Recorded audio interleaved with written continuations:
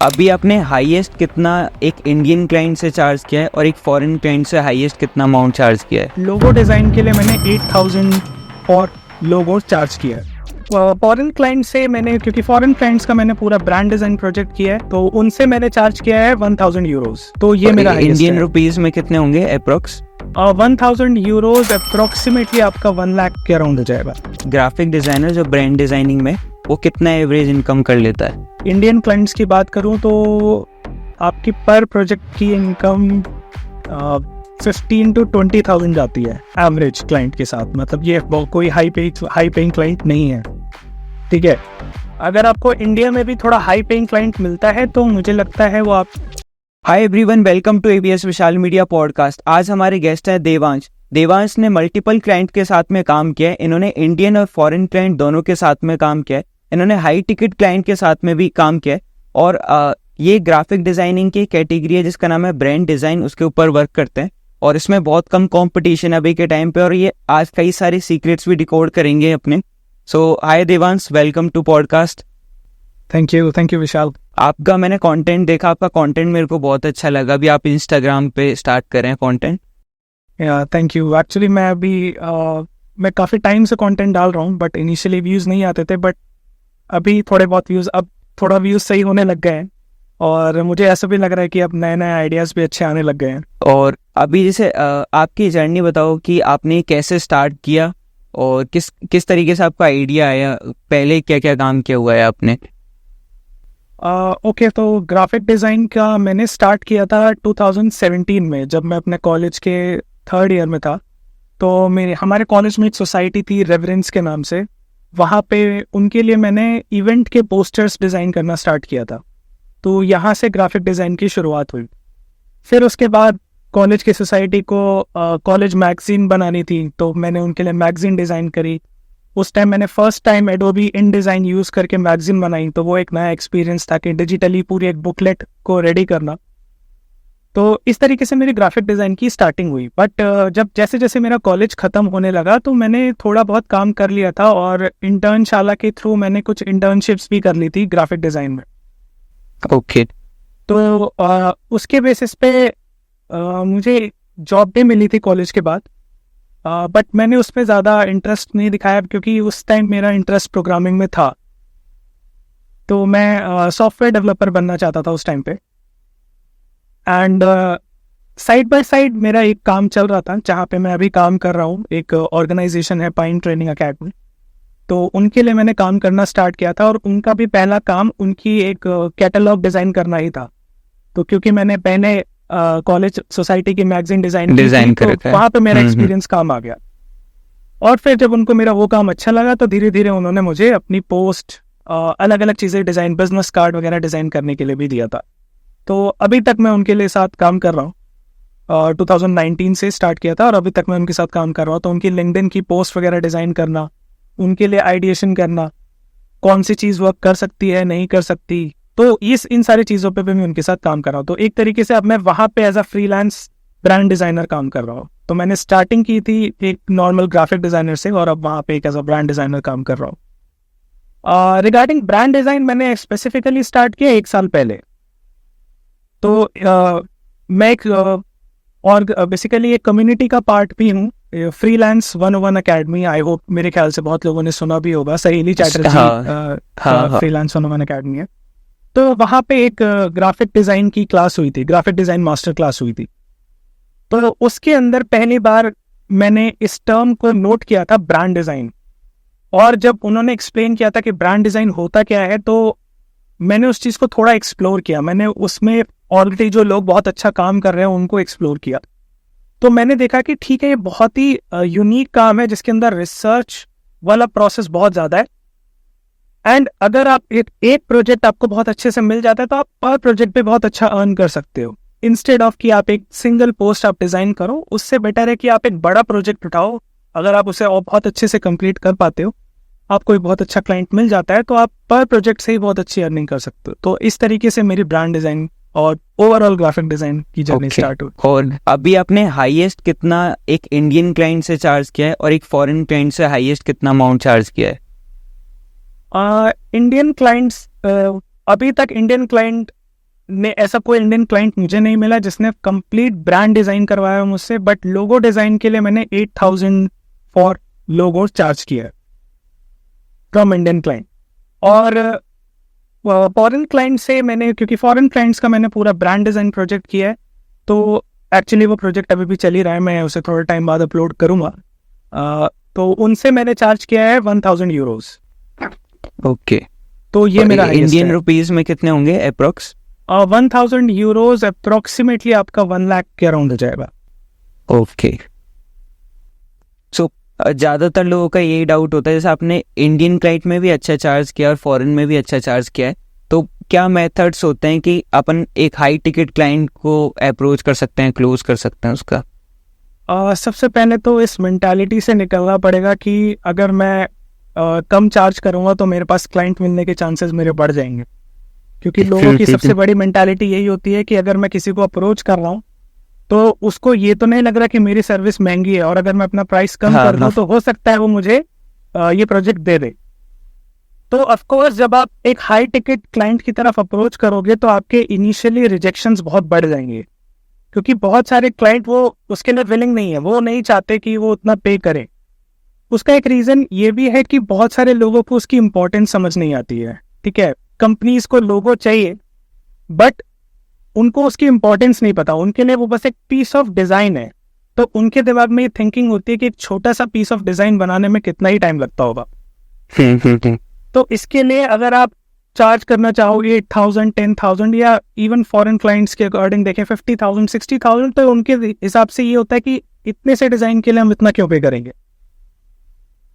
तो ये होगा, ये इनिशियली होगा, और ये तब तक होगा जब तक आप ये नहीं सीख जाते या आप उस पोजीशन पे नहीं पहुंच जाते कि आप सिर्फ हाई टिकट क्लाइंट्स को अट्रैक्ट करो, या आपको पता हो कि आप हाई टिकट क्लाइंट्स को कैसे अट्रैक्ट करोगे। ठीक है, तो सबसे बड़े पहले तो इस मेंटालिटी से निकलना होगा कि अगर आप कम चार्ज करोगे तो आपको प्रोजेक्ट मिलने के चांसेस बढ़ जाएंगे। हो भी सकता है बढ़ जाए, बट फिर आप कभी भी उससे ऊपर नहीं बढ़ पाओगे, क्योंकि जब भी आप ऊपर बढ़ना चाहोगे तो आपके लिए प्रोजेक्ट्स कम होते चले जाएंगे। तो ये तो सबसे बड़ा एक रीजन है। दूसरा, आप अपने आपको ऐसा शो करो कि आप उस पे को डिजर्व करते हो। ठीक है, आप किसी को आपके डिजाइन्स देख के, आपके प्रोसेस को देख के ये चीजें समझ आनी स्टार्ट हो जाएंगी कि कि आप किस लेवल के डिजाइनर हो, है ना। तो अगर आप ये सोच के चल रहे हो कि मैं किसी को 70 रुपीज के अंदर थंबनेल डिजाइन करके दे दूं या रील का कवर डिजाइन करके दे दूं, ठीक है, तो हो सकता है, आप खुद सोचो, आपके सामने एप्पल का प्रोडक्ट रखा होता है, आपके सामने एक चाइना का मोबाइल रखा होता है। ठीक है, आईफोन है और चाइना का मोबाइल है, तो आपके दिमाग में ऑब्वियस सी बात है, भले ही आपके पास अगर बजट नहीं है, आप चूज करना चाहोगे चाइना का मोबाइल, पर आपके दिमाग में है कि एप्पल एक प्रीमियम ब्रांड है, बिल्कुल, क्योंकि एप्पल ये सोच के नहीं चल रहा कि मैं अपने बजट को अगर कम कर दूं तो मैं ज्यादा लोगों को टारगेट कर पाऊंगा, क्योंकि उसका टारगेट वो लोग है ही नहीं। तो इसी तरीके से आप अपनी टारगेट ऑडियंस को चेंज करोगे। तो आप जब अपनी टारगेट ऑडियंस को चेंज करोगे तो आप ये सोचोगे कि वो लोग मेरे डिजाइन्स को देख के क्या सोचेंगे, जो मैं ये डिजाइन्स दे रहा हूँ, जो मैं सर्विसेज दे रहा हूँ, जो मैं ये वीडियोस अपलोड कर रहा हूँ, क्या ये प्रीमियम क्लाइंट्स को अट्रैक्ट करेंगी या नहीं करेंगी। या फिर आप ये भी कर सकते हो कि आप ये देख सकते हो आपकी इंडस्ट्री में टॉप लीडर्स जो बहुत अच्छा अर्न कर रहे हैं, उनकी कंटेंट की क्वालिटी क्या है। वो सबसे इजी तरीका है। ठीक है, आप अगर उनकी कंटेंट की क्वालिटी को मैच करो, मैं ये नहीं कहूंगा कंटेंट को मैच करो, बट आप अगर उनकी कंटेंट की क्वालिटी को मैच करने की कोशिश करोगे तो आप धीरे धीरे आपका लेवल वहां तक पहुंचेगा। और अभी आप क्या टेक्निक यूज करते हो? सबसे ज्यादा प्रॉब्लम आती है आउटरीच करने में लोगों को, या फिर इनबाउंड लीड कैसे आएंगी, उनको मेथड भी पता नहीं होते और सही तरीका नहीं पता होता कैसे करना होता है। आप कैसे करते हो अभी? तो अभी एज ऑफ नाउ मैं आउटरीच अभी बिल्कुल भी नहीं कर रहा हूँ। ओके, ठीक है, तो अभी जो भी क्लाइंट्स मुझे मिले हैं वो सारे इनबाउंड मिले हैं, और वो मेरे इंस्टाग्राम के कंटेंट के थ्रू मिले हैं मुझे। इसी पेज से जो भी आप रन कर रहे हो? जी हाँ, उसी पेज से मिले हैं। तो आउटरीच एक्चुअली क्या है कि जब आपको क्लाइंट चाहिए तो दो मेथड्स हैं, नो डाउट, इनबाउंड है और एक आप आउटरीच कर सकते हो। आउटबाउंड, बिल्कुल। दोनों के अपने प्रोज एंड कॉन्स हैं।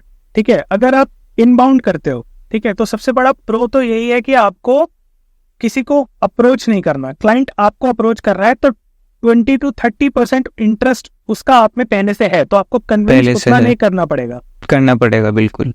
ठीक है, तो वो एक बहुत बड़ा एडवांटेज है आपके लिए। ठीक है, बट आउटरीच का सबसे बड़ा एडवांटेज ये है कि आप चूज कर सकते हो कि आपको किन क्लाइंट्स के साथ काम करना है। ठीक है, आप उन्हीं को मेल भेज सकते हो कि आपको बड़े ब्रांड्स के साथ काम करना है, आपको मीडियम ब्रांड्स के साथ काम करना है, आपको स्मॉल ब्रांड्स के साथ काम करना है। ठीक है, तो आप उनको आउटरीच कर सकते हो। बट वहां पे डिसएडवांटेज ये है कि आप इनिशियली जब आप खुद आउटरीच करोगे तो वहां पे नंबर्स का गेम भी होता है। ठीक है, आप कितने लोगों को अप्रोच कर पा रहे हो। ठीक है, तो आपने कितने लोगों को मेल भेजा और कितने लोगों ने एक्चुअली में उस पर रिस्पॉन्ड किया, तो ये आपको देखना पड़ेगा। इसमें आपको इनिशियली बहुत ज़्यादा टाइम स्पेंड करना पड़ेगा। अगर मैं कहूँ तो अगर आप स्टार्ट कर रहे हो तो आपको पर डे 3 आवर्स के अराउंड आपको आउटरीच पे देना पड़ेगा, जिसके अंदर आप 50 to 60 पीपल को भेजोगे मेल। ठीक है, और ये तब जब आप थोड़ा पर्सनलाइज करके भेजोगे। ठीक है, और उसी का फायदा भी है। अगर आप आउटरीच करते हो, मैसेज को पर्सनलाइज नहीं करते हो, तो बहुत कम चांसेस है कि क्लाइंट आपका मेल ओपन करेगा। बट एक्चुअली में क्या है कि मुझे अभी इतना टाइम नहीं मिलता कि मैं पर डे 3 आवर्स निकालूं और क्लाइंट को आउटरीच करूं। तो मेरा अभी पूरा फोकस जो भी मेरे करंट क्लाइंट का काम चल रहा है उस पर है, और मैं अपने इंस्टाग्राम को धीरे धीरे इम्प्रूव कर रहा हूँ ताकि मुझे और अच्छी इनबाउंड लीड्स मिले। जैसे जैसे और बेटर होता जाएगा, मुझे लगेगा कि मैं किसी को हायर कर सकता हूँ, तो मैं किसी को हायर करके as a like for lead generation में किसी को हायर करके फिर वहां पे आउटरीच स्टार्ट करवा सकता हूँ। यदि किसी को आउटरीच भी कर रहा है, कोई आउटबाउंड कर रहा है, तो उस टाइम पे भी उसको सोशल मीडिया तो स्ट्रॉन्ग करनी पड़ेगी, ताकि वो मैसेज जैसे ही भेजेगा और जब क्लाइंट उसके प्रोफाइल चेक करेगा तो वो भी कंटेंट देखेगा उनका। बिल्कुल, लाइक मैं कहूँगा देखो, सोशल मीडिया सेकेंड एस्पेक्ट है, आप शायद कुछ क्लाइंट्स इग्नोर कर भी दें। ठीक है, वो आपका पर्सनल ब्रांड, अगर आप बना लेते हो तो डेफिनेटली एडवांटेज तो है, नो डाउट होगा, बिल्कुल। ठीक है, बट अगर आप नहीं बनाते हो तो उस केस में आपको अपने पोर्टफोलियो को इतना अच्छा बनाना है कि क्लाइंट जब आपका पोर्टफोलियो देखे तो आपको मतलब आप कन्विंस हो जाए कि हाँ, मुझे एटलीस्ट इससे बात तो करनी है।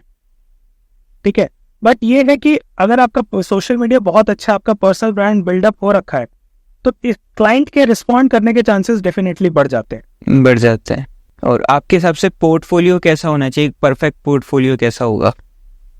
मुझे ऐसा लगता है कि परफेक्ट पोर्टफोलियो की डेफिनेशन आप अपने हिसाब से ना सोच के क्लाइंट के हिसाब से सोचो तो बेटर होगा। कि सोचो, अगर आप क्लाइंट आपके पोर्टफोलियो पे आता है तो उसे सबसे पहले क्या देखना चाहिए। लोग क्या करते हैं, लोग सबसे पहले अपना अबाउट सेक्शन लगा देते हैं, बहुत लोग।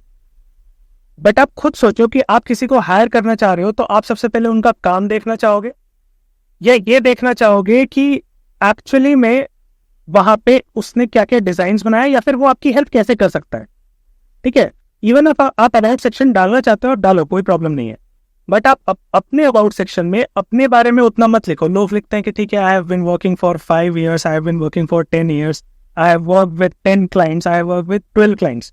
तो सोचो, अगर एक नया क्लाइंट आ रहा है तो उसको इस बात से फर्क नहीं पड़ेगा इतना कि आपने 5 क्लाइंट के साथ काम किया है। आपकी मैसेजिंग से जरूर फर्क पड़ेगा कि आपने अगर वही चीज लिखी हुई है जिसको वो सर्च कर रहा है, कि are you feeling frustrated in reaching your target audience. ठीक है, हर कंपनी का एक मोटिव है कि वो अपनी टारगेट ऑडियंस तक जाना चाहती है। ठीक है, तो अगर आप ये लाइन लिखते हो, are you feeling frustrated while reaching your target audience, no worries, I have got your back. ठीक है, तो ये एक ऐसी मैसेजिंग है जो आप डायरेक्टली बोल रहे हो कि ठीक है, आपको ये प्रॉब्लम है, मैं इस प्रॉब्लम को सॉल्व कर सकता हूँ। ठीक है, और फिर आप नीचे दिखाओ कि ठीक है, मैंने इस क्लाइंट के साथ काम किया, इसको ये इशू था और मैंने इसको इस तरीके से रिजॉल्व करा। ये इस क्लाइंट के साथ काम किया, इसका इशू इस तरीके से रिजॉल्व करा।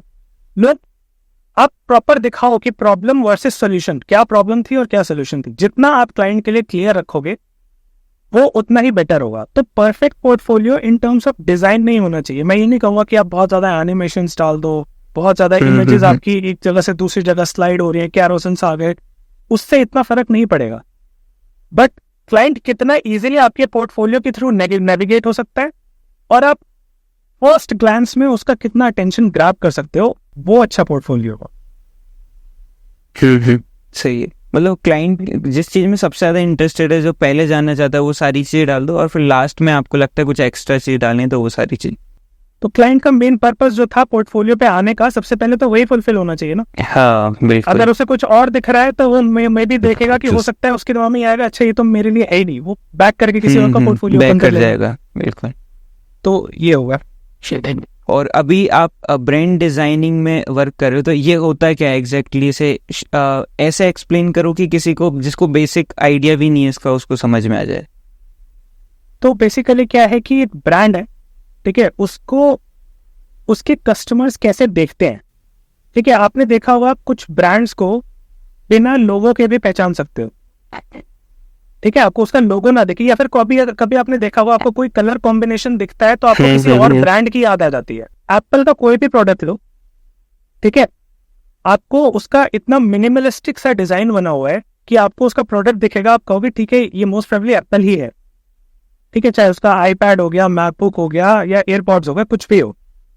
ठीक है, तो यही ब्रांड डिजाइन है कि आप as a brand designer brands की हेल्प करते हो वो इमेज बनाने में कि कस्टमर्स उस ब्रांड को बहुत इजीली रिकॉग्नाइज कर पाए। यही ब्रांड डिजाइन है कि अगर मुझे कोई ब्रांड, कुछ भी ब्रांड से रिलेटेड दिखता है तो मुझे उस ब्रांड की याद आ जानी चाहिए। ठीक है, तो आपको अब अमूल के अंदर वो गर्ल का मैस्कॉट बना हुआ है, ठीक है, आपको कहीं भी दिखेगा तो आप सीधी से पहचान जाओगे कि अच्छा ये अमूल है ना।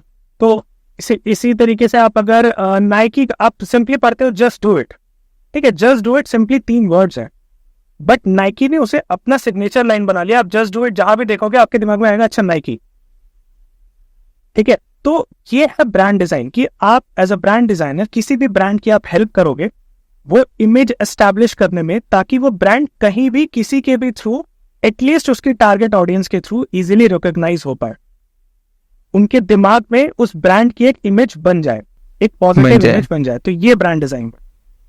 ओके, सो फॉर एग्जांपल कोई सेस प्लेटफॉर्म है जो कि सर्विस प्रोवाइड करता है, एग्जांपल के लिए सोशल मीडिया ऑटोमेशन के लिए, कि आप कंटेंट को स्केड्यूल कर सकते हो। अब आपके पास इस तरह का क्लाइंट आता है तो आप क्या स्टेप्स होंगे आपके, कैसे आप ब्रांड डिजाइनिंग करोगे? तो एक SaaS क्लाइंट है जो कि सोशल मीडिया हैंडल करने का काम कर रहा है with the help of automation. तो सबसे पहला काम तो मेरा ये होता है, कोई ब्रांड मुझे अप्रोच करता है तो मैं अपने प्रोसेस में एक मेरा क्लाइंट का क्वेश्चनएयर मैंने बना रखा है, मैं वो ब्रांड को देता हूँ और वो उसे फिल करते हैं।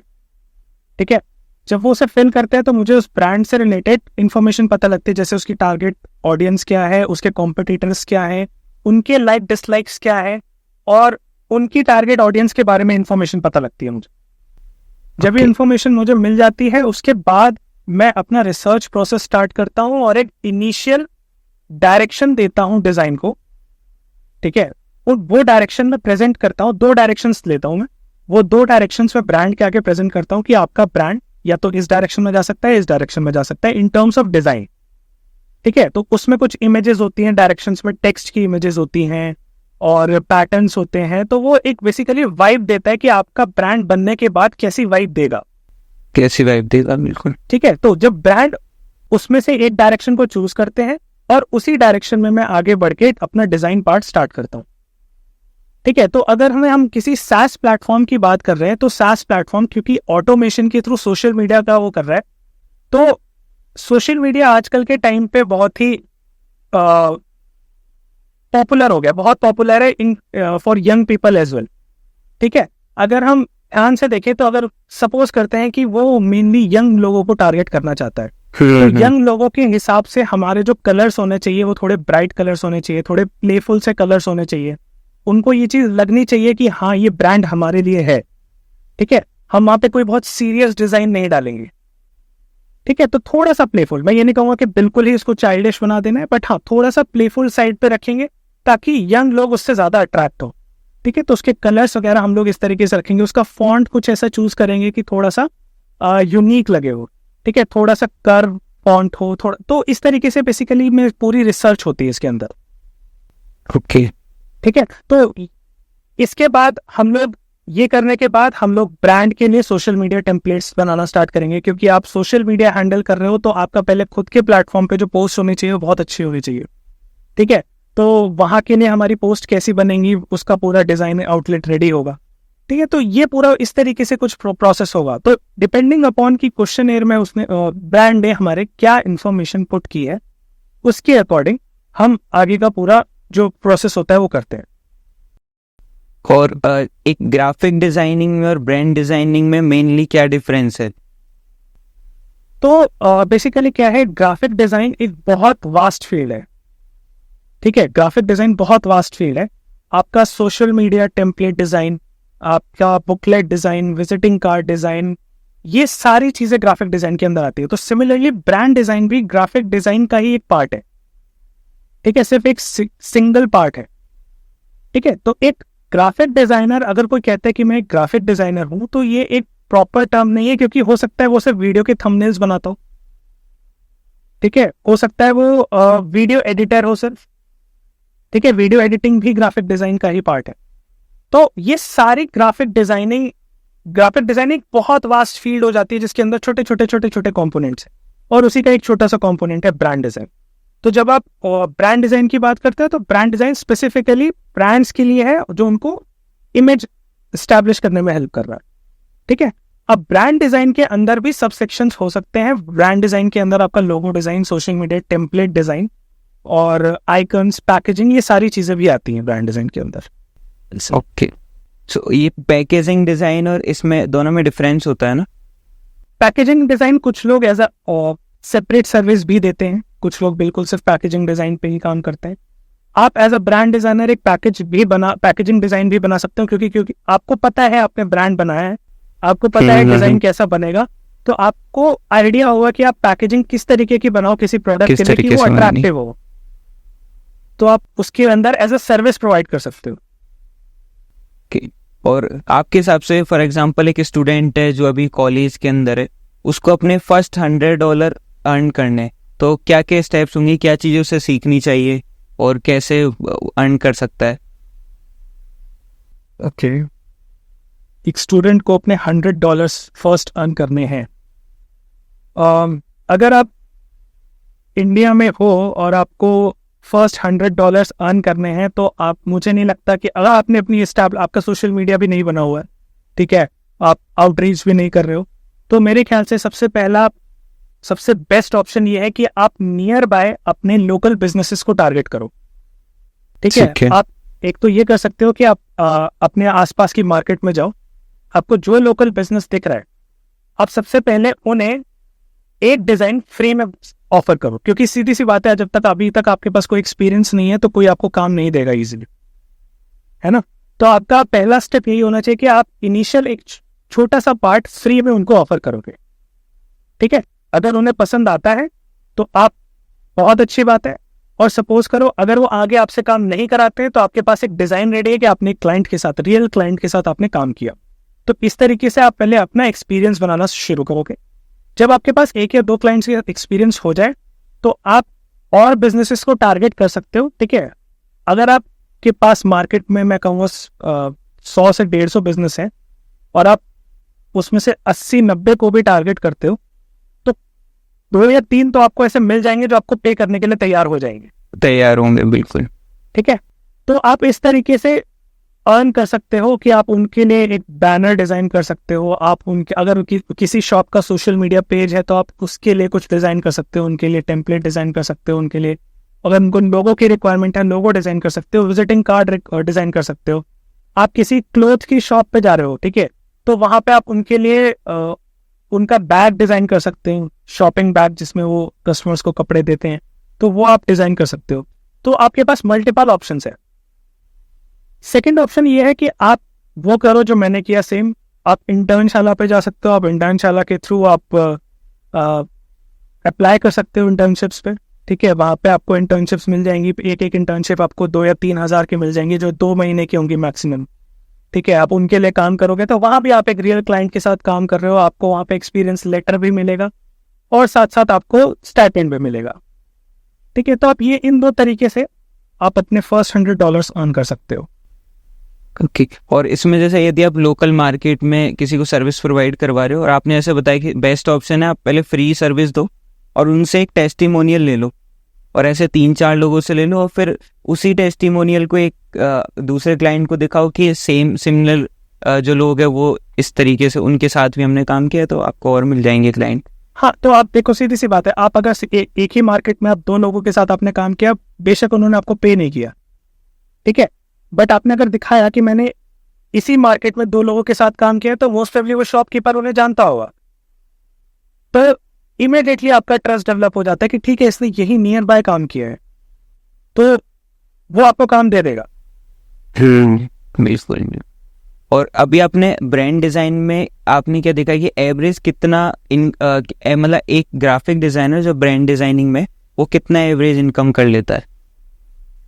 अगर मैं इंडियन क्लाइंट्स की बात करूं तो आपकी पर प्रोजेक्ट की इनकम 15 to 20,000 जाती है एवरेज क्लाइंट के साथ। मतलब ये कोई हाई पेइंग क्लाइंट नहीं है, ठीक है। अगर आपको इंडिया में भी थोड़ा हाई पेइंग क्लाइंट मिलता है तो मुझे लगता है वो आपको 50 to 60,000 रुपीज़ पे करेगा, ठीक है। बट अगर आप इंटरनेशनल क्लाइंट्स के साथ काम करते हो और आपको एक ठीक ठाक क्लाइंट मिलता है, ठीक है, मिनिमम भी नहीं कहूँगा, ठीक ठाक क्लाइंट मिलता है, तो आप मिनिमम $500 to $1,000 के बीच में अर्न कर सकते हो पर प्रोजेक्ट। फॉर एग्जाम्पल किसी को ब्रांड डिजाइनिंग में जाना है तो क्या क्या चीज़ें सीखनी होंगी, क्या क्या स्किल्स की ज़रूरत पड़ती है? तो सबसे पहले आपको बेसिक टूल्स तो आने ही चाहिए, फोटोशॉप और इलस्ट्रेटर, ठीक है, या इनके कोई सब्स्टिट्यूट आप देख सकते हो, आपको इंटरनेट पर मिल जाएंगे। बट ये बेसिक टूल्स आपको आने चाहिए, क्योंकि ये लोगो डिज़ाइन में स्पेशली इलस्ट्रेटर बहुत हेल्पफुल है, ठीक है। इसके अलावा आपको रिसर्च में बहुत अच्छा होना है, ठीक है, क्योंकि क्लाइंट के लिए जब आप डिज़ाइन करना स्टार्ट करोगे तो आपको ये ध्यान में रखना है कि आप जिसके लिए डिज़ाइन कर रहे हो उसका बिजनेस आपको ऐसा बनाना है जो उसकी मार्केट में यूनिक हो, पर तब भी वो वर्क करना चाहिए। आपको ऐसा नहीं करना है कि आपने इतना यूनिक बना दिया कि वो काम ही नहीं कर रहा मार्केट में, ठीक है, कि ऑडियंस बिल्कुल ही वो सेक्टर से बाहर ही हो गया, आपने कुछ बिल्कुल ही अलग डिज़ाइन कर दिया, आपको उतना भी आगे नहीं जाना, ठीक है। बट आपको इतना ध्यान रखना है कि आप कॉम्पिटिटर्स के साथ मिलके इस तरीके से चल रहे हो कि आपने जो अपनी इमेज बनाई है आप उन कॉम्पिटिटर्स से बिल्कुल अलग चल रहे हो, ठीक है। तो आपने कॉम्पिटिटर्स पे इतनी अच्छी रिसर्च की होगी कि आपको पता होगा कि कॉम्पिटिटर्स कहाँ क्या कर रहे हैं, ठीक है, और कौन सी चीज़ उनके लिए काम कर रही है और कौन सी चीज़ उनके लिए काम नहीं कर रही है, ठीक है। ये सारी चीज़ें आपको पता होना चाहिए, इसी के बेसिस पे आप डिसीजन ले सकते हो कि आप जिस ब्रांड के लिए डिज़ाइन कर रहे हो वो कितना अच्छा बनेगा या नहीं बनेगा, ठीक है। तो ये एक बहुत इंपॉर्टेंट स्किल है, रिसर्च। इसके अलावा आपको ये सोचना है कि क्लाइंट की रिक्वायरमेंट्स आपको बहुत अच्छे से समझनी है, आपको फ्यूचरिस्टिक होके भी चलना है। ऐसा नहीं होना चाहिए कि आपका लोगो आज रेलिवेंट है बट आज से 1.5 या 2 साल बाद रेलिवेंट ही नहीं रहा, ठीक है, उसका डिज़ाइन बहुत ही पुराना सा लग रहा है, या आपका लोगो डिजिटलाइज होके तो बहुत अच्छा लग रहा है बट प्रिंट होने के बाद काम नहीं कर रहा। तो आपको ये थिंकिंग भी रखनी है कि आपका जो आप क्लाइंट के लिए डिज़ाइन कर रहे हो तो वो लोगो कहाँ कहाँ यूज़ होने वाला है। तो ये सारी चीज़ें आप क्वेश्चनेयर में ही रखते हो, इनिशियल क्वेश्चनेयर में आप पूछ लेते हो, ताकि आपके पास स्टार्टिंग से ये आइडिया हो कि वो लोगो कहाँ कहाँ यूज़ होगा और उसके अकॉर्डिंग आप उसे डिज़ाइन करते हो। और लास्ट में जब आप प्रोजेक्ट एंड करते हो तो आपको ये ध्यान रखना है कि क्लाइंट का जो ओवरऑल एक्सपीरियंस है वो स्मूथ होना चाहिए। ऐसा नहीं होना चाहिए कि आप हर एक छोटी चीज़ के लिए क्लाइंट को फ़ोन कर रहे हो। ये जो प्रोसेस है, ये जो क्लाइंट का क्वेश्चनेयर है, ये इसीलिए बनाया गया है कि एक ही बार में आप क्लाइंट से डिस्कस कर लो, ठीक है। अगर ज़रूरत पड़े तो पूरे प्रोजेक्ट के बीच में आपने एक मीटिंग कर ली, वरना उसके बाद आपको बिल्कुल भी ज़रूरत नहीं होनी चाहिए। आप इंडिपेंडेंटली काम करो, आप क्लाइंट को दिखाओ, क्लाइंट से फीडबैक लो और अगर कुछ चेंजेस है तो वो चेंजेस करो। तो ये बहुत ज़रूरी है कि क्लाइंट का प्रोसेस बहुत स्मूथ होना चाहिए। अगर क्लाइंट का प्रोसेस स्मूथ नहीं होगा तो वही सेम चीज़ है कि हम किसी के लिए ब्रांड डिज़ाइन कर रहे हैं बट हम खुद का ब्रांड नहीं बिल्ड कर पाएंगे, हमारी इमेज नहीं एस्टैब्लिश होगी, ठीक है, तो वो सेम चीज़ हो जाएगी। तो इन चीज़ों का हमें बहुत ध्यान रखना होता है। और अभी क्या टाइम, मतलब कितना टाइम स्पेंड करना पड़ता है आपको एक क्लाइंट के वर्क पे? डिपेंड करता है कि क्लाइंट का काम कितना है, और अगर उनकी साइड से कभी कभी इंफॉर्मेशन अगर पेंडिंग हो जाती है तो थोड़ा सा प्रोजेक्ट स्ट्रेच भी हो जाता है। बट इसके लिए भी मैंने कॉन्ट्रैक्ट में एक क्लॉज लिखा हुआ है कि अगर कि टाइमलाइन स्ट्रेच हो रहा है और अगर उसका रीज़न जेन्युइन नहीं है तो उस केस में भी या तो आप एक्स्ट्रा पे करोगे और या फिर हम प्रोजेक्ट को टर्मिनेट करेंगे, जैसा फिर वो डिस्कशन के बाद होता है। मतलब ऐसा नहीं होना चाहिए कि अगर प्रोजेक्ट में 2 या 3 हफ्ते लगने थे तो हम उसमें 2 महीने लगा रहे हैं। 5 से 10 दिन तक एक्सटेंड हो जाता है, कोई दिक्कत नहीं है, इतना चलता है, तो इससे ज़्यादा नहीं। ओके। और अभी जैसे मैंने देखा है ग्राफिक डिज़ाइनर या वीडियो एडिटर है, उनको एक प्रॉब्लम सबसे ज़्यादा आती है कि क्लाइंट से उन्होंने वर्क ले लिया, फिर क्लाइंट रिवीजन करवाता है, 1 करवाता है, 2 करवाता है, वो रिवीजन ख़त्म ही नहीं होता है और उसी में बहुत बार एक क्लाइंट के चक्कर में बहुत टाइम लग जाता है। उसका क्या सॉल्यूशन है और आप क्या करते हो रिवीजन के लिए, चार्ज लेते हो या किस तो तरीके मैं से? अपने क्लाइंट्स को 3 या 4 रिवीजन या फिर क्लाइंट से डिस्कशन के बाद एक fix number of revision set कर लेता हूँ कि मैं इतनी रिवीजन्स आपको फ्री दूंगा और रिवीजन्स आपकी किस किस केस में वैलिड है। ठीक है, तो ऐसा नहीं होगा कि आपने इनिशियल से ही पूरा डिज़ाइन चेंज करवा लिया। ठीक है, यानी जिस पे हमने 3 हफ्ते से काम किया, आप लास्ट में आके अगर मुझे ये बोल रहे हो कि मुझे लगता है हमें पूरा डिज़ाइन चेंज करना चाहिए, तो डेफिनेटली मैं आपको चार्ज करूँगा फिर से। तो आपके जो चेंजेस होते हैं वो स्पेसिफिक होने चाहिए। आपके पास पूरा टाइम होगा कि आप अपने डिज़ाइन में इनिशियल टाइम पे अगर कोई चेंजेस चाहते हो तो इनिशियल टाइम पे वो चेंजेस हो जाएंगे। ठीक है, बट अगर आप लास्ट में आके उस स्टेप को चेंज करने की कोशिश करोगे जो प्रोजेक्ट की स्टार्टिंग में हो गया था, तो वो पॉसिबल नहीं होता, क्योंकि फिर मेरा एक से मतलब एटलीस्ट 5 से 10 दिन तो कम से कम जाएंगे ही जाएंगे उस चीज़ को करने में, क्योंकि सारा जाएंगे थिंकिंग प्रोसेस आराम से। दोबारा करना पड़ेगा। तो मैं फिक्स नंबर ऑफ रिवीजन्स अपने कॉन्ट्रैक्ट में मेंशन करता हूँ और उसका कंडीशंस भी मेंशन करता हूँ कि आपकी रिवीजन्स किस किस चीज़ में वैलिड है। तो अगर क्लाइंट उससे ऊपर जाता है तो मैं फिर उनको एक्स्ट्रा चार्ज करता हूँ। विद इन अगर रहता है और कभी कभी अगर एक रिवीजन एक्स्ट्रा चली भी जाती है तो मैं इतना माइंड नहीं करता। ठीक है, अगर छोटी मोटी चीज़ें हैं, अगर क्लाइंट चेंज कराना चाहता है तो उतना फ्लेक्सिबल होना चाहिए। तो ऐसे नहीं कि अगर मैंने 3 रिवीजन्स लिखा है तो मैं 4th रिवीजन पे जाऊंगा ही नहीं और सीधा उसके लिए चार्ज कर लूँगा। अगर माइनर सा चेंज आ जाता है तो कोई प्रॉब्लम नहीं है, उतना फ्लेक्सिबल हो जाता है, कोई दिक्कत नहीं। सही है। और आप जैसे किसी क्लाइंट के साथ में काम करते हो तो उससे पहले जो कॉन्ट्रैक्ट होता है वो किस तरीके से होता है, उसके बारे में तो आप बताओ। कॉन्ट्रैक्ट का मैंने अपना पूरा एक डॉक्यूमेंट रेडी किया हुआ है। जब भी मैं किसी क्लाइंट से बात करता हूँ तो इनिशियली मेरी क्लाइंट कॉल होती है, उस क्लाइंट कॉल के बेसिस पे जब फाइनल हो जाता है कि हाँ क्लाइंट को मेरे साथ काम करना है और मुझे क्लाइंट के साथ काम करना है, तो उस कॉन्ट्रैक्ट को मैं क्लाइंट की रिक्वायरमेंट्स के अकॉर्डिंग या प्रोजेक्ट की रिक्वायरमेंट्स के अकॉर्डिंग एडिट करता हूँ। तो हर क्लाइंट के लिए कॉन्ट्रैक्ट में थोड़ा बहुत चेंज होता है, तो वो डॉक्यूमेंट मैं पूरा चेंज करता हूँ और डिजिटली साइन करके क्लाइंट को सेंड करता हूँ। क्लाइंट उसको सेंड करता है वापस साइन करके, उसके बाद ही प्रोजेक्ट आगे प्रोसीड होता है। ओके, सो फॉर कोई ग्राफिक डिज़ाइनर है, वो यदि क्लाइंट के साथ में काम करे तो आपके हिसाब से वो क्या मिस्टेक करते हैं कॉन्ट्रैक्ट में, क्या क्या चीज़ ऐड नहीं करते हैं ज़्यादातर लोग? सबसे पहली चीज़ तो रिवीजन्स की ही है। काफ़ी लोग रिवीजन्स ऐड नहीं करते कि कितनी रिवीजन्स देंगे।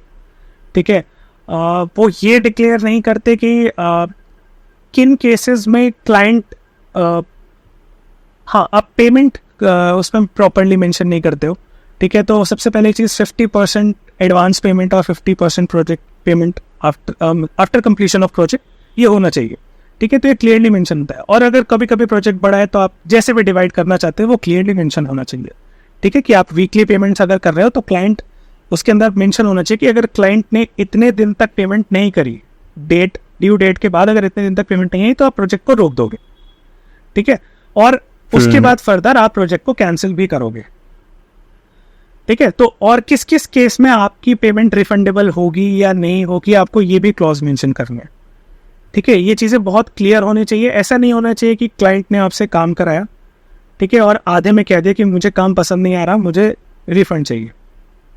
ठीक है, तो आपके कुछ क्लॉज होने चाहिए कि ठीक है मैं आपको रिफंड करूँगा बट इन कंडीशंस, कुछ कंडीशंस पे ये रिफंड एप्लीकेबल नहीं होगा। तो ये सारी चीज़ें बहुत ज़रूरी होती हैं। प्लस प्रोजेक्ट की टाइमलाइन आपको स्पेसिफाई करना बहुत ज़रूरी है। ठीक है, तो अगर आप टाइमलाइन स्पेसिफाई नहीं करते हो तो हो सकता है वो प्रोजेक्ट काफ़ी टाइम तक कंटिन्यू होता चला जाए, या हो सकता है क्लाइंट उस चीज़ को थोड़ा लाइटली ले ले, क्लाइंट वेकेशन पे चला गया है, कुछ भी हो सकता है। ठीक है, तो आपको ये मेक श्योर करना है कि वो क्लाइंट जो कॉन्ट्रैक्ट है वो अनबायस्ड कॉन्ट्रैक्ट हो, ताकि ना क्लाइंट को कोई लॉस हो ना आपको कोई लॉस है। और आपने अपना जो फर्स्ट क्लाइंट है वो कैसे क्लोज किया था, और उसने कितना पे किया था आपको? तो सॉरी, तो मेरा फर्स्ट क्लाइंट एक्चुअली में मुझे फ्रीलांस 101 अकेडमी से ही मिला था। तो जब मैंने रिसेंटली ब्रांड डिज़ाइन स्टार्ट किया था तो वहाँ पे एक किसी ने जॉब पोस्ट डाली थी कि एक ब्रांड के लिए लोगो डिज़ाइन करना है, और ये एक ऑफलाइन ब्रांड है, तो कोई ऑनलाइन प्रेजेंस नहीं है और ना ही फ्यूचर में, नियर फ्यूचर में है भी नहीं, ठीक है। तो उनके लिए, तो अगर मुझे याद हो तो ब्रांड का नाम था श्री मित्रा मरीन्स। तो it was a brand related to fishes, prawns, something like that. So I designed their logo and I got 1,000 rupees. Actually, initially we didn't decide. Like they told me that they don't have any budget, so they will only give me the testimonial and nothing else. So but उसके बाद जब उन्हें design पसंद आया तो उन्होंने 1,000 rupees as a reward मुझे भेज दिया था। तो वो मेरी पहली इनकम थी। साइड बाय साइड मैंने इंस्टाग्राम पे जब इनिशियली पेज, उसी टाइम पे थोड़ा टाइम पहले पेज स्टार्ट किया था, तो मैंने 50 डे डिज़ाइन चैलेंज लिया था, जिसमें मैं 50 डेज तक कोई ना कोई डिज़ाइन पोस्ट करूँगा। कुछ भी हो सकता है वो डिज़ाइन, ठीक है। It was not related to exactly brand design, हो सकता है कोई सोशल मीडिया पोस्ट हो सकता है मैंने किसी का पोर्ट्रेट डिज़ाइन किया हो, वो भी हो सकता है। तो मैंने 50 डे डिज़ाइन चैलेंज लिया था। जब मैंने 50 डेज तक उसे कंटिन्यूसली कर रहा था तो उसके थ्रू भी मेरे पास एक क्लाइंट आया था, और वो भी एक क्लोथिंग ब्रांड के लिए था। बट उन्होंने वो कैंसिल करके फिर एक मुझे दूसरे ब्रांड के लिए काम दिया था, और वो शुगर फ्री ब्रांड था, एक बेसिकली शुगर फ्री जैसा एक ब्रांड था, ठीक है। शुगर फ्री जैसा ब्रांड था, उसके अंदर मैंने उनके लिए लोगो डिज़ाइन किया था और पैकेजिंग, लोगो और पैकेजिंग डिज़ाइन का काम था, दो चीज़ों का। और उसके लिए मुझे उन्होंने 2500 पे किए। तो ये दोनों क्लाइंट्स ऑलमोस्ट सेम टाइम पे मेरे पास आए थे। तो इस तरीके से मुझे अपने पहले क्लाइंट्स मिल गए। और जैसे आपने बताया कि आप भी आपने इंजीनियरिंग की थी, ऐसे ही मैंने भी इंजीनियरिंग की है। तो आपको माइंड में होता ही है कि पहले से पता है कि यार इंजीनियरिंग करें तो इसमें एक बेसिक पैकेज अपना 4-5-6 लाख रुपए तक का लग जाता है, यदि आप कोडिंग में अच्छे हो, सारी चीज़ों में। फिर उसके बाद में ग्राफिक डिज़ाइनिंग में क्यों आए, या फिर क्या सोचा? क्योंकि अपना तो पहले से सेट है कि अपन को वहाँ पैकेज तो लग जाता है। हाँ, नो डाउट पैकेज लग जाता है। मेरा बल्कि भी मैंने लास्ट कंपनी में जहाँ काम किया था वहाँ मेरा पैकेज 10 के अराउंड था, 10 LP था। तो नो डाउट पैकेज बहुत अच्छा मिल जाता है। बट कहीं ना कहीं मुझे वो जॉब फुलफिलिंग नहीं लग रही थी उस टाइम पे। अपने घर में, क्योंकि मैं ही सिर्फ एक अर्निंग मेंबर हूँ और थोड़ा डेट भी है मेरे पास, जो मुझे जिसकी EMIs वगैरह जाती हैं, ये सब देने के बाद भी मतलब ऐसा होता था कि 9, 10, 11 घंटे IT इंडस्ट्री में ऐसा है कि आप काम करते जाओगे और वो खत्म नहीं होगा, ठीक है। तो 9 to 5 और 9 to 5 नहीं रहेगी, 9 to 9 और 9 to 10 चलती है वो। तो बट उसमें क्या है ना कि आप 9 से 10 घंटे काम कर रहे हो, और 9 से 10 घंटे काम करके आपकी सैलरी वही है, ठीक है। आपको ईयरली इंक्रीमेंट मिलेगा, बट अगर आप टैक्स डिडक्शन और सारी चीजें डिडक्ट करके आप देखोगे तो आपका इन हैंड इंक्रीमेंट कम ही है। तो मुझे लगा कि अगर इतनी मेहनत करनी है, 9 से 10 घंटे काम करना ही है या 12 घंटे काम करना ही है, तो क्यों ना वहाँ करे जहाँ पे इनकम का सोर्स और अच्छा हो। तो क्योंकि मैं 1 साल से काम कर रहा था ब्रांड डिज़ाइन पे, मैं लोगों को देख रहा था बहुत अच्छा अर्न करता हुआ, और मैं अपनी स्किल्स भी धीरे धीरे इम्प्रूव कर रहा था। तो मुझे लगा कि अब थोड़ा चांस लेना बहुत ज़रूरी हो गया, क्योंकि अगर ऐसे ही चलता रहा तो बस फिर काम चलेगा, काम तो चलेगा नो डाउट, ठीक है, काम चलेगा, बहुत अच्छी चीज़ है कि घर का खर्च भी चलेगा, लोन की EMIs भी जाएंगी, बट उसके आगे कुछ नहीं होगा, ठीक है। तो टाइम लग जाएगा उसमें बहुत। तो मुझे लगा कि अब अगर थोड़ा सा जल्दी चीज़ें करनी है और मेहनत अच्छे से करनी ही है तो फिर अपने काम पे ध्यान देते हैं।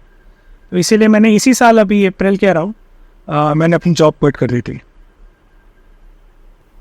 ओके। और जैसे अभी आप क्या देख रहे हो कि इंडस्ट्री में क्या चेंज आ रहा है डिज़ाइनिंग की इंडस्ट्री में, और लोग किस चीज़ में, जैसे अभी AI का भी बहुत चल रहा है कि AI के कारण ख़त्म होने वाला है, तो अभी आप कैसे यूज़ कर रहे हो और क्या चेंजेस आ सकते हैं आगे? मेरे हिसाब से अभी रिसेंटली अगर मैं आपको एक बात बताता हूँ, मैं अभी जयपुर गया था लास्ट टू लास्ट वीक। तो वहाँ पे ही मुझे एक क्लाइंट का फ़ोन आया और उनको एक सॉन्ग के लिए कवर चाहिए था, कवर फोटो चाहिए थी।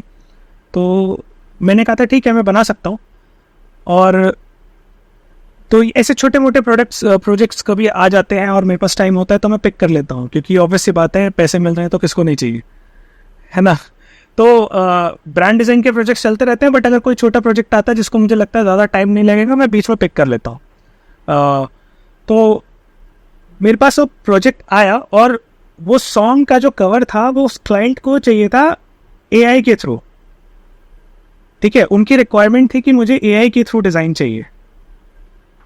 तो उनके साथ डिस्कशन के बाद पता लगा कि वो नॉर्मल कवर्स जैसे हम गजेंद्र वर्मा या फिर और बाकी सिंगर्स के देखते हैं, उनको वैसा कवर नहीं चाहिए था, उनको काफ़ी थोड़ा सा यूनिक चाहिए था। तो उन्होंने मुझे कुछ नए एग्जांपल्स भी भेजे थे और उन्होंने कहा था कि ये कवर एआई से बना हुआ है और मुझे ऐसा कुछ चाहिए। ठीक है, तो वो कवर एआई से बनाना, इट वाज लाइक अगर सही चीज़ पता हो कि आपको एआई में डालना क्या है तो वो मेरे लिए 10 मिनट का काम था। ठीक है, बट उस चीज़ को फिगर आउट करने में मुझे 1.5 से 2 घंटे लग गए कि मुझे एआई में डालना क्या है, क्योंकि मैं फोटोशॉप से सारी चीज़ें बना रहा था। तो फोटोशॉप में जनरेटिव फिल फीचर है, ठीक है, जब उसमें आप प्रॉम्प्ट डालते हो और उसके अकॉर्डिंग वो आपको इमेज जनरेट करके देगा। तो मैं वो कर रहा था। ठीक है, मैंने काफ़ी सारी चीज़ें ट्राई करी इसके अंदर, तो कभी कुछ मैच नहीं हो रहा, कभी कुछ मैच नहीं हो रहा। ठीक है, एक बार पर्टिकुलर चीज़ें मैच हो गई, पूरा कवर बन गया, मैंने भेजा तो क्लाइंट ने कहा कि ठीक है मुझे ना कह रहे कवर अच्छा लग रहा है बट सॉन्ग के हिसाब से वाइब नहीं आ रही कि जिस हिसाब से मेरा सॉन्ग है। तो मैंने कहा कि काम करो आप, मुझे वो सॉन्ग अभी रिलीज़ नहीं हुआ था, शायद अभी भी नहीं हुआ है, होने वाला होगा। तो उन्होंने कहा था कि ठीक है मैं काम करता हूँ, आपको छोटा सा पार्ट गा के भेज देता हूँ। मैंने कहा था ठीक है। तो ये वही सिचुएशन है कि जहाँ पे आपको क्लाइंट से, ये एक एग्जांपल है कि वहाँ पे मैंने ये पार्ट मिस कर दिया जहाँ पे मैंने क्लाइंट से इनफ इन्फॉर्मेशन नहीं ली। ठीक है, क्लाइंट ने वाइब का सवाल उठाया और मुझे गाने की वाइब का कुछ पता ही नहीं है, क्योंकि मैंने गाना सुना ही नहीं है।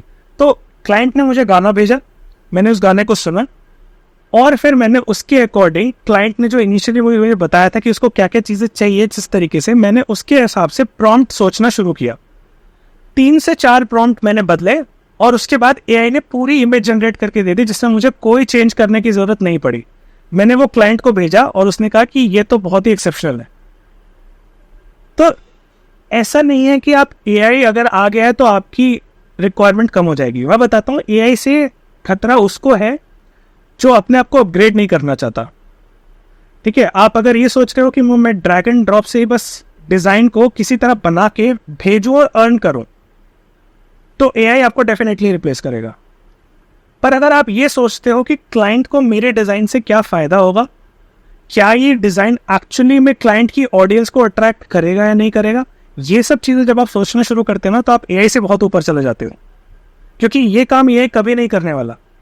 एटलीस्ट 10 से 15 सालों में तो बिल्कुल भी नहीं, उसके बाद का पता नहीं क्या होगा, बट एटलीस्ट 10 से 15 सालों में तो ये काम कभी नहीं होने वाला।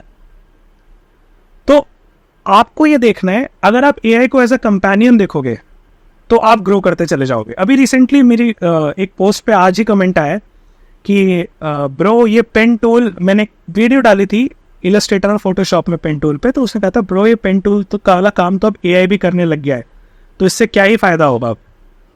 तो अभी मैंने रिप्लाई भी नहीं किया, मैं रिप्लाई करूँगा कि अगर आप ये सोच के चल रहे हो कि एआई अगर पेन टूल वाला काम कर सकता है और वो बिल्कुल वैसे ही बनाएगा जैसा आपका माइंड बना सकता है, तो इसका मतलब आपको अपग्रेड करने की ज़रूरत है, आप अभी नीचे चल रहे हो। ठीक है, अगर आप उसमें ह्यूमन टच डालो, आप अपना क्रिएटिव थिंकिंग डालो, आपने अपनी रिसर्च अच्छे से की हुई है, तो ये सारा काम एआई नहीं कर रहा ना। आप रिसर्च के बेसिस पे अगर एक प्रॉपर डिसीजन ले पा रहे हो तो वो काम एआई ढंग से नहीं कर पाएगा। तो ये सब चीज़ें आपको सोचनी है। तो एआई के आने से ये मत सोचो कि आपकी जॉब जाएगी, आप ये सोचो कि आपको उसको यूज़ कैसे कर सकते हो अपने डिज़ाइंस को इम्प्रूव करने के लिए। इंटीग्रेट करो उस चीज़ को, आप अच्छे प्रॉम्प्ट लिखना सीखो। प्रॉम्प्ट इंजीनियरिंग भी एक जॉब बन गई है अब तो प्रॉम्प्ट इंजीनियरिंग, तो ये भी आपको आना चाहिए कि प्रॉम्प्ट लिखना आपको आना चाहिए। आप एक मॉकअप बनाते हो, आप मॉकअप को थोड़ा सा और अट्रैक्टिव बना सकते हो अगर आप उसके बैकग्राउंड को थोड़ा सा चेंज कर दो, तो वो सब एआई के थ्रू पॉसिबल है। तो आप अपने मॉकअप को अपग्रेड कर सकते हो एआई के थ्रू। तो आप अगर ये चीज़ें कर रहे हो तो AI आपके लिए सिर्फ हेल्पफुल है और कुछ भी नहीं। और अभी आप क्या कौन से AI टूल का यूज़ कर रहे हो डिज़ाइनिंग में? मैं मेजरली AI टूल बहुत कम यूज़ करता हूँ, बट अगर करता हूँ तो एडोबी फायरफ्लाई करता हूँ। सिर्फ एक वही टूल है, और या फिर फोटोशॉप Okay. का जनरेटिव फिल थोड़ा बहुत अगर रिक्वायरमेंट लगती है तो। तो एडोबी फायरफ्लाई, और उसमें शायद वो जो फोटोशॉप में आता है वो भी फायरफ्लाई वाला ही आता है। मैंने कभी इस चीज़ के ऊपर रिसर्च नहीं करी, बट हो सकता है कि वो सेम चीज़ ही जनरेट करता हो, बट बस उसमें ऑप्शन कई सारे ऐड हो फायरफ्लाई जाते में हैं आपके कि अपन सिलेक्ट कर सकते फायरफ्लाई हैं। में आप एक सैंपल इमेज दे सकते हो फायरफ्लाई को, और उसके बेसिस पे वो आपके आउटपुट जनरेट करेगा। तो कुछ एडिशनल फीचर्स फायरफ्लाई में है। डिजाइनिंग में क्या ट्रेंड चेंज हो रहा है आप जो देख रहे हो उसमें? डिजाइनिंग में ट्रेंड मैं कहूँगा कि चेंज होता रहता है। मैं ऑनेस्टली ट्रेंड कभी फॉलो नहीं करता डिज़ाइन के अंदर। ये वीडियोस मैंने देखना 3-4 साल पहले छोड़ दिया था कि design trends of 2023, design trends of 2024। तो ये चीज़ें मैंने देखना छोड़ दिया। ये इसलिए देखना छोड़ दिया क्योंकि डिज़ाइन किस टाइप का होगा ये डिपेंड करता है आपके ब्रांड की रिक्वायरमेंट पे, आपके क्लाइंट की रिक्वायरमेंट पे। ठीक है, मैं कहूँगा कि आप इंस्पिरेशन लेते रहो, आप अपने इंडस्ट्री में टॉप लीडर्स की डिज़ाइंस को देखते रहो, आपको ये इन्फॉर्मेशन खुद ही मिलती चली जाएगी कि लोग कैसा डिज़ाइन पसंद कर रहे हैं। ठीक है, तो आपको इससे आइडिया मिलेगा। तो रही बात ट्रेंड की, तो कुछ लोग ट्रेंड से हट के भी डिज़ाइन करते हैं और तब भी उनका डिज़ाइन बहुत सक्सेसफुल होता है। तो ये आपके ऊपर है कि आप कितने अच्छे से कर सकते हो। तो मुझे लगता है आप डिज़ाइन ट्रेंड्स के बारे में इतना सोचना नहीं चाहिए हमें। हाँ, बस आप ये मत करना कि आप वो डिज़ाइन बनाओ जो आज से 25 साल पहले रेलेवेंट था। आपको इतना भी बैक में नहीं जाना। इसीलिए मैंने कहा कि आप आज के क्रिएटर्स को देखते जाओ, आपको खुद ही आइडिया लगता चला जाएगा कि अच्छा ये चीज़ें चलती हैं, ऐसा डिज़ाइन होता है, इस तरीके से हम शेप्स को मिक्स करके नई ग्राफिक्स भी बनाते हैं। तो आपको पता लगता जाएगा अपने आप। हाँ, मतलब सारे इंस्पिरेशन लेते रहो, सारी चीज़ों को समझो, और लास्ट में फिर ब्रांड के हिसाब से डिज़ाइन करना है। मतलब ऐसा नहीं हुआ किसी से इंस्पिरेशन लेकर वो सेम चीज़ अपन ने उसमें डाल दी। वो तो आपको बिल्कुल नहीं करना, क्योंकि वो फिर आप ब्रांड डिज़ाइनर नहीं हो, क्योंकि आपने वही चीज़ कॉपी कर दी। क्या स्ट्रेटेजी है आपकी कंटेंट की, किस तरीके से बनाते हो, कैसे रिसर्च करते हो? तो बेसिकली अगर आपको कंटेंट बनाना स्टार्ट करना है और आपको यही नहीं समझ आता कि मुझे क्या वीडियोस बनाने चाहिए, किन चीज़ों पे वीडियोस बनाने चाहिए, तो आपके पास पहले तो अपना एक फील्ड या नीश डिसाइड होनी चाहिए कि आप किस नीश में डिज़ाइन अपनी वीडियोस बनाना चाहते हो। जब आपके पास नीश डिसाइडेड है तो आप सबसे पहले ये करो, अपनी इंडस्ट्री के 10 से 11 लोग जो टॉप पे चल रहे हैं उनकी एक लिस्ट प्रिपेयर करो। ठीक है, और हर एक के प्रोफाइल पे जाओ और देखो कि उनके लास्ट 10 या 11 रील्स ऐसी जो वायरल गई हो। ठीक है, तो वायरल इन द सेंस कि अगर किसी के 40 के फॉलोअर्स हैं तो उसमें से कितनी रील्स ऐसी हैं जिस पे एटलीस्ट 2 लाख व्यूज हैं, 3 लाख व्यूज हैं, या ओवर 1 मिलियन व्यूज हैं। ठीक है, ऐसी वीडियोस को आप पिक करो और उनके लिंक आप उसी के आगे पेस्ट करते जाओ, उनके नेम के आगे जो आपने लिस्ट प्रिपेयर की है। ठीक है, ऐसे आप 10 से 11 क्रिएटर्स के लिए करो। जब आपके पास ये पूरी लिस्ट प्रिपेयर होगी तो आपके पास 100 to 110 आइडियाज होंगे कि आपको वीडियोस किस चीज़ों पे बनानी है। ठीक है, अब आपको क्या करना है, आपको उनके कंटेंट को कॉपी नहीं करना, बट आपको उससे आइडिया लेके उस चीज़ को अपने वर्ड्स में, अपनी टर्म्स में एक्सप्लेन करना है। एक्सप्लेन ठीक है, करना तो इंस्टाग्राम पे क्या चल रहा है ना कि आप टॉपिक क्या पढ़ा रहे हो उससे कोई फर्क नहीं पड़ता। इंस्टाग्राम पे वो चल रहा है कि आप टॉपिक किस तरीके से पढ़ा रहे हो उस पर बहुत फर्क पड़ेगा। ठीक है, तो अगर आप किसी टॉपिक को बहुत इजीली समझा सकते हो, किसी क्रिएटर ने उसको थोड़ा सा कॉम्प्लिकेटेड वे में समझाया है, बट आपको लगता है कि आप उसे थोड़ा सा और बेटर वे में समझा सकते हो। ठीक है, या फिर आप उस क्रिएटर की उसी वीडियो के कमेंट में जाओ, आप फाइंड करो कि किसी ने कोई उससे रिलेटेड क्वेश्चन पूछा है, तो हो सकता है वो भी आप अपनी वीडियो में इंक्लूड कर सकते हो। ठीक है, तो जब आप ये चीजें करते हो ना तो आपका यूनिक कंटेंट प्रिपेयर होना शुरू हो जाता है। तो आपके पास 100 से 110 कंटेंट के तो आइडिया है, बट आपको ये ध्यान रखना है कि आप उस कंटेंट को कॉपी नहीं करोगे, आप उसे अपने वर्ड्स में बनाओगे। आप उसके अंदर हुक को थोड़ा चेंज करोगे, आप म्यूजिक को थोड़ा सा चेंज करोगे। ठीक है, तो ये चीजें आपको चेंज करनी है, वो कंटेंट आपका ही लगना चाहिए, कॉपीड नहीं होना चाहिए। तो इस तरीके से आप as a content creator start कर सकते हो। होगा क्या, जब तक आप अपनी 90 या 100 रील्स तक अपलोड कर करोगे ना, आप क्रिएटर माइंडसेट में आ चुके होगे और आपका माइंड अपने आप नए नए आइडियाज़ जनरेट करना स्टार्ट करेगा। आपको अपने आप समझ आ जाएगा कि मुझे क्या अपलोड करना चाहिए, क्या वर्क करेगा और क्या नहीं करेगा। तो यही एक तरीका है जो मैंने फॉलो किया और जो अब धीरे धीरे काम करना शुरू कर रहा है मेरे लिए। थैंक यू देवांश, आपने मतलब आई थिंक लोगों को बहुत ज़्यादा वैल्यूएबल कंटेंट मिला होगा और आपने कई सारी चीज़ें बताई, सीक्रेट्स भी बताए अपने, क्या क्या आप करते हो ब्रांड डिज़ाइनिंग के बारे में। तो थैंक यू।